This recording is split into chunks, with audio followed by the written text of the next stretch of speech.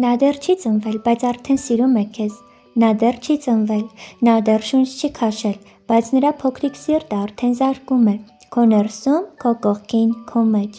Դու նրա աշխարհն ես, նրա միակ ձայնը, միակ շունչը, միակ խաղաղությունը։ Նա դեռ ոչինչ չի ասել, բայց եթե կարողանար, գուցե կասեր ընդամենը մեկ բան. «Մի մերժիր ինձ, մամա, ես դեռ չեմ ապրել»։ Դու վախենում ես։ Հասկանում եմ, հասարակությունը դատում է, մարդիկ մեկնաբանում են։ Կյանքը բարդ է, դու քեզ միայնակ ես զգում, բայց լսիր, դու միայնակ չես։ Քո մեջ արդեն ապրում է մեկը, ով քեզ արդեն անվանել է մայրիկ։ Նա գուցե դառնա երաժիշտ, գուցե ուսուցիչ, գուցե բժիշկ, գուցե մեծանա ու օգնի քեզ,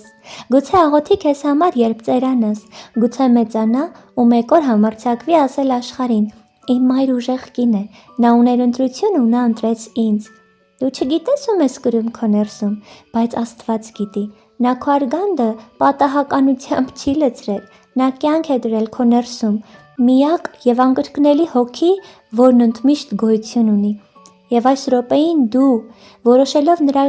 ծնունդը ծնվի թե ոչ, դու չես որոշում միայն քո կյանքը, դու որոշում ես նաև նրա փոխարեն, որ կարող է մեկ օր աշխարհին ավելացնել սեր, լույս, ժպիտ եւ գուցե հենց նա մի օր կփրկի քո հոգին։ Մի գնա, մի լռեցրու մի սիրտ, որ դեռ միայն սիրել գիտի։